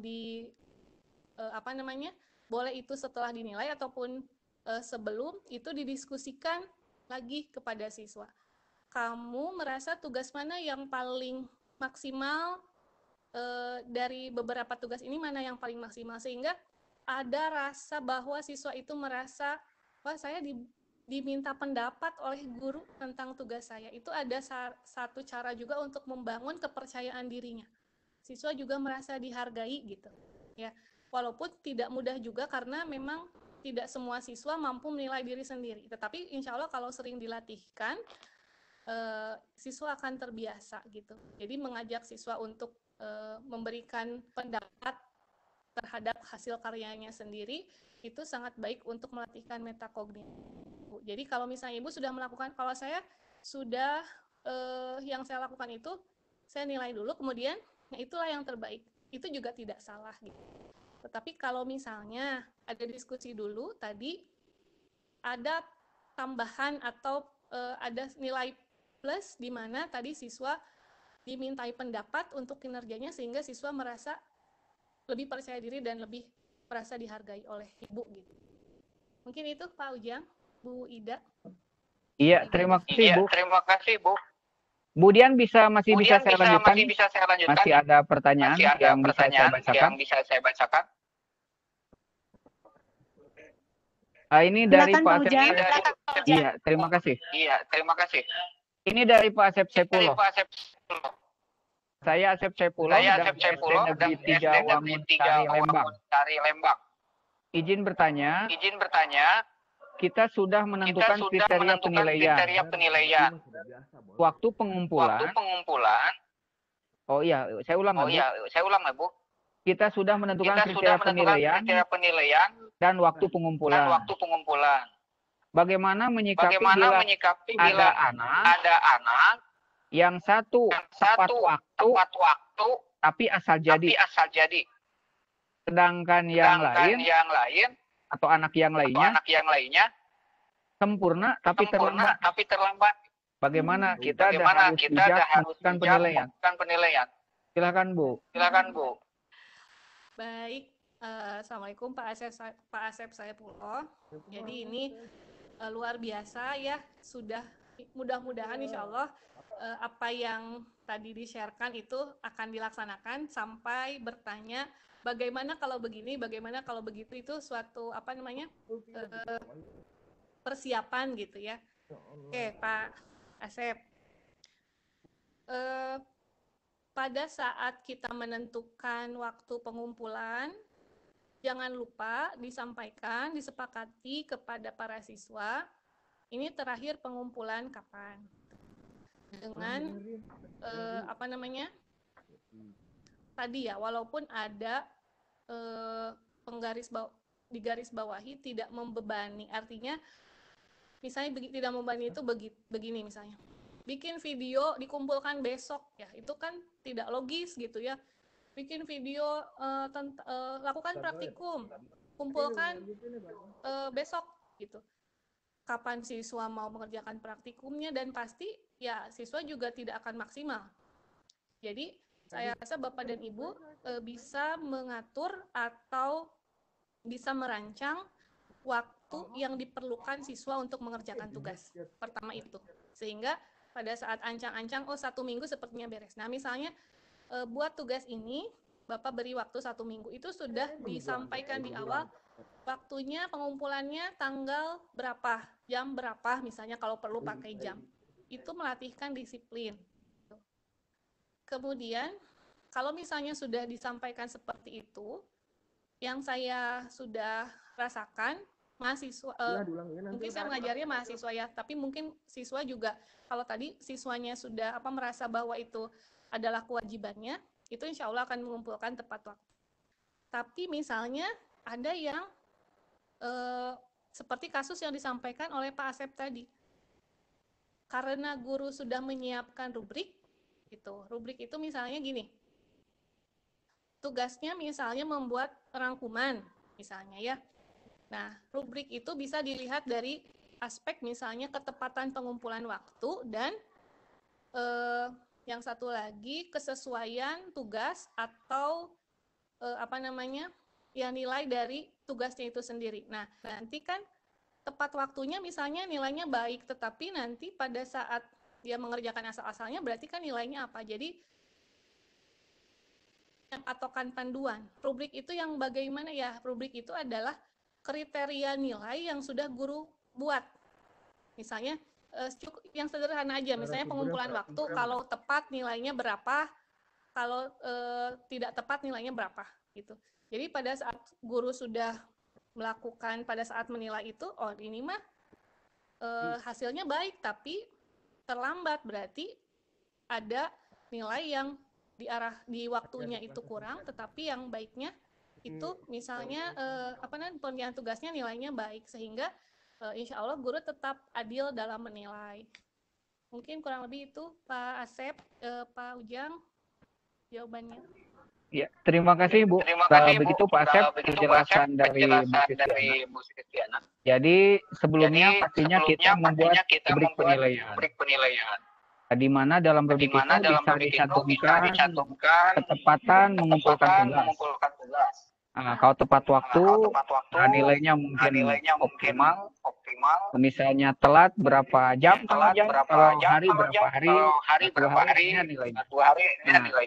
Nah, selain dari ketepatan waktu, nanti dari sisi isi tugasnya gitu. Mungkin untuk siswa yang tepat waktu asal jadi dari sisi tepat waktunya mungkin nilainya bagus, tapi dari isi tugasnya mungkin kurang. Ya, kita persiapkan rubriknya sebagaimana yang disampaikan oleh Bu Sitiana tadi. Ya. Selanjutnya dari Pak Heriadi, Bu. Menurut pendapat Ibu, apa efek negatif dari pembelajaran daring? Dan apa nilai makna filosofis dari daring ini? Nah itu Bu, silakan. Baik. Kembali lagi kepada tema ya, bahwa baik itu dalam asesmen yang menjadi tema asesmen portofolio yang menjadi tema webinar kali ini, ataupun tema pembelajaran di masa pandemi ini,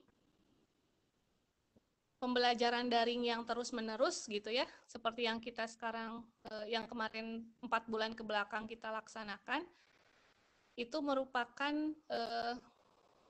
artinya kita tidak diberikan keleluasaan untuk memilih, karena kondisinya harus belajar di rumah, jadi ya memanfaatkan pembelajaran daring gitu. Nah, jadi pada saat kondisi seperti ini, saya tidak berbicara bahwa pembelajaran daring, asesmen yang berbasis elektronik itu sebagai satu alternatif paling baik. Saya tidak berbicara seperti itu. Tetapi kondisi kita yang mengharuskan kita mencari alternatif-alternatif yang dapat dilakukan agar pembelajaran tetap bisa berjalan, agar asesmen bisa dilakukan. Nah, kurang lebih ini alternatifnya. Walaupun tadi diberi pertimbangan kelebihan dan kekurangannya. Tidak ada yang 100% baik lah gitu ya. Nah, bagaimana kalau misalnya yang terbaik itu seperti apa? Yang terbaik ya pasti semuanya ada kelebihan dan kekurangannya gitu. Kalau misalnya tadi ada kelebihan dalam pembelajaran daring, terus ada kelemahannya. Begitupun dengan misalnya kalau terkait dengan e-portfolio, kalau langsung kan tradisional tadi memerlukan ruang yang banyak dan lain sebagainya. Jadi mungkin menurut pemahaman saya, yang pertama dulu untuk efek negatif pembelajaran daring, ya pertama tadi guru sulit mengontrol aktivitas siswa menggunakan smartphone-nya. Dan ini memang perlu kerjasama dan komunikasi dengan orang tua sehingga siswa itu tidak betul terkontrol gitu untuk mengakses apa saja yang harus mereka bisa akses. Jadi efek negatifnya sebetulnya ya cukup lumayan ya kalau misalnya mengaksesnya misalnya hal-hal yang negatif gitu ya, dan guru saya rasa agak sulit mengontrolnya. Tapi jangan lupa selalu diselipkan nilai-nilai pemahaman bahwa kita tidak boleh melihat yang tidak boleh dilihat gitu ya. Itu kepada siswa harus selalu diingatkan gitu.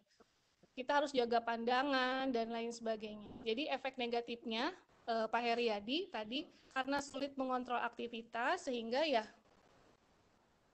ada kemungkinan gitu ya untuk mengakses hal-hal yang tidak diinginkan gitu. Kemudian tadi yang kedua, kalau dilaksanakan terlalu kapasitasnya terlalu tinggi pembelajaran ini tadi menurun kemampuan berkomunikasi atau kemampuan secara sosialnya karena terbatas gitu. Kemudian makna filosofisnya ya memang melatih kemampuan belajar mandiri siswa gitu. Dan kalau saya ingin memberikan pendapat apa yang terbaik, ya kalau misalnya nanti sudah berjalan normal itu bisa dikombinasikan yang disebut dengan blended learning gitu, dengan kapasitas yang diseimbangkan dengan karakter dari pembelajaran. Misalnya kalau praktikum saya rasa yang lebih baik adalah di lab gitu, bukan di rumah gitu, karena guru bisa langsung melihat kinerja siswa gitu. Jadi mungkin itu Pak Heriadi jawabannya dari saya. Ya, terima kasih Pak Heriadi. Pesan dari Ibu Sistiana. Setiap apapun yang kita lakukan kan ada kebaikan, ada kelemahannya. Ya, tinggal kita yang lebih mau kita ambil. Tentunya kita berharap bahwa apa yang kita lakukan itu yang terbaik, ya demi melayani anak didik kita. Kemudian rasanya dari kolom chat pertanyaan udah semua. Cuma ini ada request pantun buat seluruh peserta. Ya, saya bacakan saja. Gadis cantik dari Sulawesi. Jauh berarti ya. Wisata ke Bandung membeli kupat. Webinar IG 8 sesi. 2 lagi, yuk kita ikuti dengan semangat. Nah, itu buat seluruh peserta yang selama ini mengikuti webinar dengan luar biasa dan penuh semangat. Selanjutnya kemudian barangkali ada yang raise hand menyampaikan pertanyaan. Masih ada waktu, lumayan 10 menit lagi kurang lebih. Mangga, Budian, kami serahkan ke Budian kembali. Oke, saya coba buka ya. Bulina Yuanita. Bulina Yuanita, disilakan. Halo, Bulina. Halo, Bulina. Suara saya jelas, Pak Ujang? Jelas. Oke. Nah, mic-nya sudah saya buka, silakan. Mau bertanya kah? Halo? Halo, tidak ada.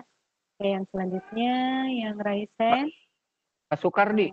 Pak Sukardi, silakan Pak Sukardi. Halo Pak Sukardi. Assalamualaikum. Waalaikumsalam. Silakan Pak Sukardi, langsung saja. Suara saya kedengaran, Bu? Kedengaran. Alhamdulillahirrahmanirrahim. Sukardi dari SMP Negeri 1 Lembang. Ingin bertanya tentang portofolio ini Mohon pencerahannya ke narasumber. Mana yang lebih utamakan? Siswa yang mengumpulkan tugas dengan lengkap atau siswa step by step mengumpulkan lalu menilai kemampuan sendiri bahwa di track pertama dilanjutkan ke track kedua dan selanjutnya mengukur kemampuan diri sehingga dia belajar dari portofolionya sendiri. Begitu, Bu. Mana yang lebih dimaknai portofolio yang sebenarnya. Terima kasih. Ya, Assalamualaikum warahmatullahi wabarakatuh. Waalaikumsalam. Pak Sukardi, salam kenal dari saya. Kalau saya boleh bertanya kepada Bapak, kira-kira dari dua siswa yang pertama mengumpulkan tugasnya sekaligus, yang kedua berproses sehingga dia tahu progres kerjanya, kira-kira menurut Bapak yang mana yang utamakan atau yang lebih baik gitu ya Pak ya? Oh ya, kalau saya sih memilih karena makna dari sebuah portofolio tidak hanya sekedar mengumpulkan ya Bu, betul. tapi mengukur kemampuan yang dilakukan oleh dirinya sendiri. Iya. Masalahnya siswa bisa nggak mengukur kemampuan diri sendiri dalam keadaan harus mengumpulkan sekian tugas di rentang waktu yang disediakan. Akhirnya mungkin siswa akan memilih yang penting mengumpulkan tugas. Itu jadi bagaimana sebagai guru untuk memaknai pembelajar melalui portofolio ini. Terima kasih, Bu. Iya, hatur nuhun, Pak. Saya sependapat dengan Pak Kardi bahwa siswa yang mengumpulkan tugasnya secara bertahap itu akan lebih bermakna khususnya untuk siswa itu sendiri. Jadi siswa tidak mengumpulkannya di akhir tagihannya gitu, tapi secara secara berkala sesuai dengan kesepakatan di awal, siswa mengumpulkan. Memang Pak, yang terjadi tidak hanya di tingkat sekolah menengah ya, di perguruan tinggi juga sama. Jadi siswa itu entah bagaimana, jadi kecenderungannya ingin mencari yang mudah gitu ya. Apakah kondisi mahasiswa juga seperti itu, jadi milih yang lebih mudah dikerjakan gitu. Padahal mungkin dari segi pemaknaan yang mudah itu jadi kurang bermakna. Nah, disinilah tantangan kita Bapak sebagai pendidik. Jadi jangan bosan-bosan mengingatkan bahwa tugas ini harus dikumpulkan sesuai dengan, karena kan sudah disepakati ya, kalau perlu disepakati itu kesepakatannya ditempel di kelas nih. Ini ada kesepakatan kita, ada tugas di minggu ke-1 apa, di minggu kedua apa.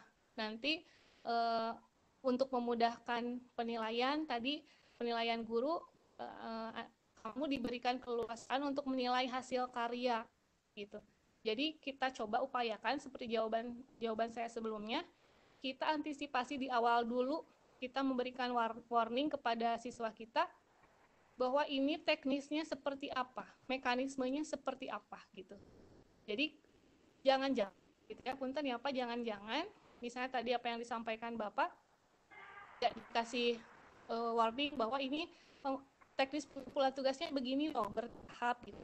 Ya mudah-mudahan pada saat pelaksanaannya siswa mengikuti itu, walaupun pasti akan ada saja siswa yang ya tidak taat waktu. Jadi kalau Bapak bertanya mana yang lebih penting, mana yang harus diutamakan. Tentunya yang kedua tadi Pak, yang siswanya secara bertahap dia mempelajari dirinya sendiri gitu ya, dia mempelajari kinerjanya gitu, sehingga aspek kebermaknaan dari portofolionya ini dapat. Tetapi kalau masih tetap ada, berarti nanti bisa dilihat dari segi penilaiannya. Misalnya, karena kita agak sulit mengontrol ya kalau langsung dikumpulkan di akhir, kita agak sulit kan menilai bagaimana kemajuan perkembangannya gitu.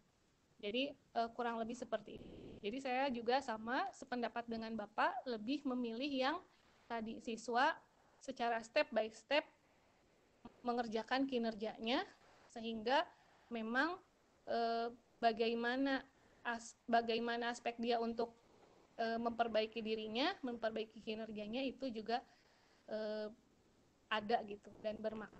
Mungkin itu Pak Soekardi jawaban dari Sami-sami Bapak. Oke, terima kasih. Terima kasih. Kita cari lagi Pak Asep nih. Satu lagi ya. Satu lagi ya. Satu orang lagi. Halo Pak Asep. Ya.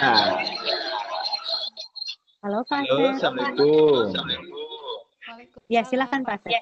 Ya, menarik sekali ya mengenai penggunaan WA ataupun IG yang mana sudah populer di tengah-tengah kita lah untuk beberapa kalangan di masyarakat terutama untuk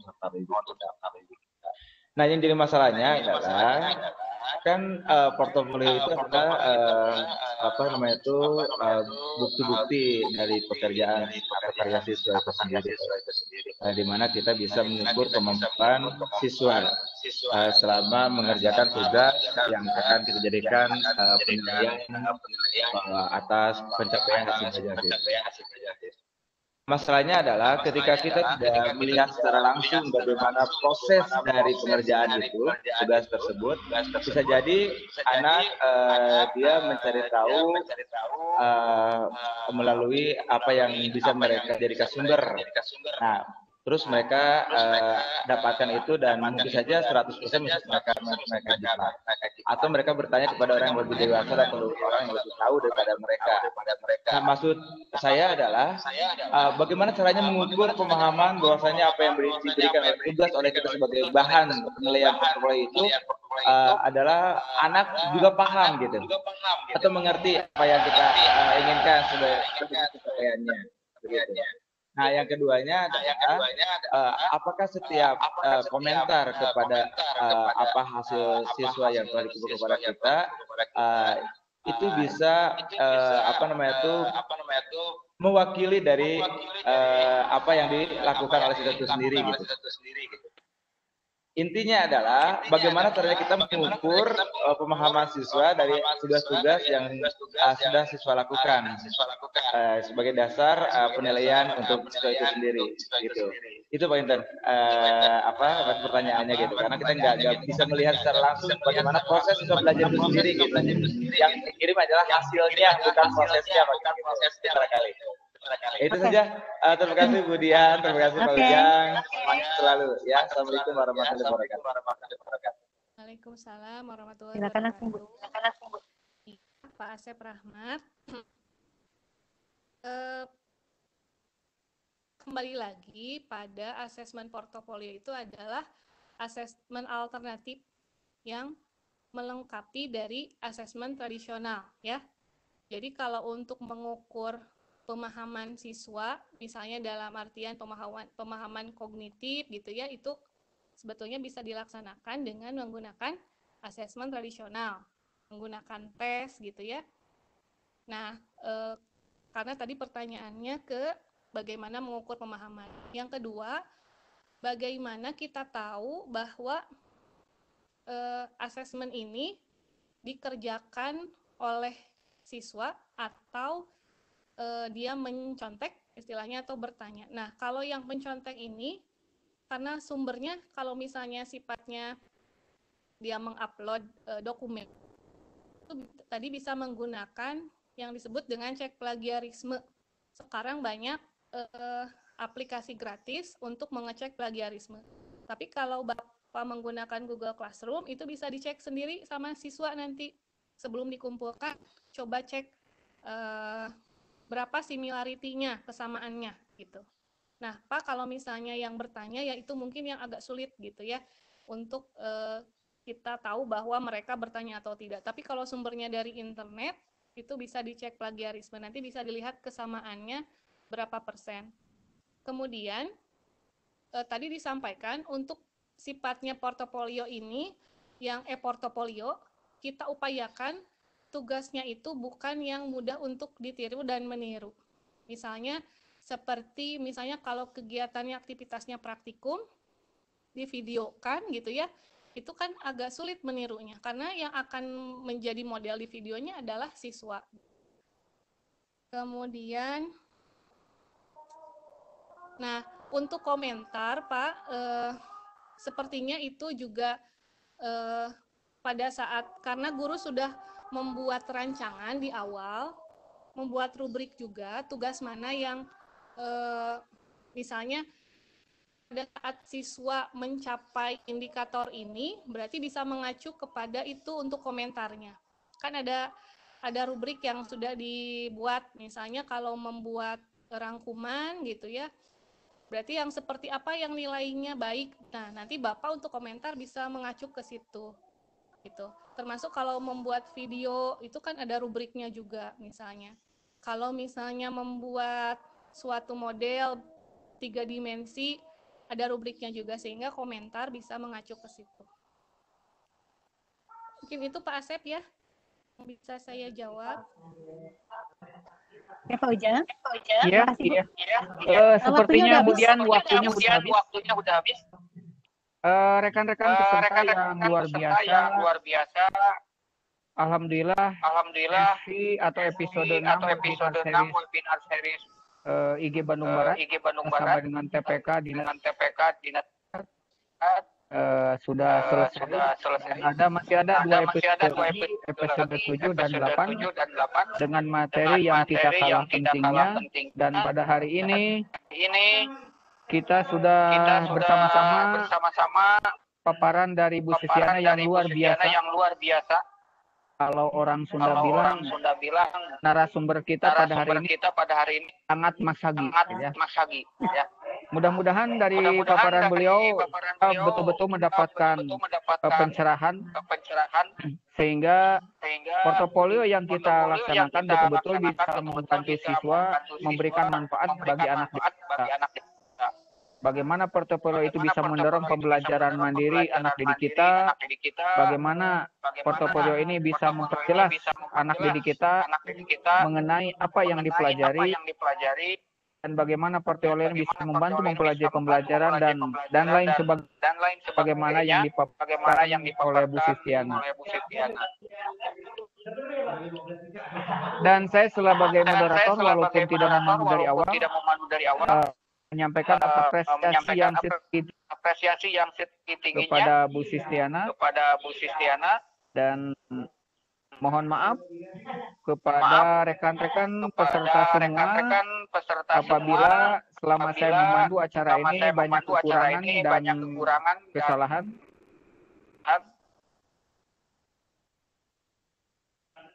Sudah, Pak? Dan insya Allah kita akan berjumpa lagi di episode yang ke-7. Ya, dan sesi ini mari kita tutup dengan bacaan hamdalah. Alhamdulillahirobbilalamin. Dan selanjutnya saya arahkan kembali ke Bu Diana. Assalamualaikum warahmatullahi wabarakatuh. Terima kasih. Iya, Bu Sistiana luar biasa. Terima kasih sekali. Pak Ujang juga sebagai moderator. Terima kasih. Alhamdulillah Bapak Ibu, sesi yang ke-6 sudah berjalan.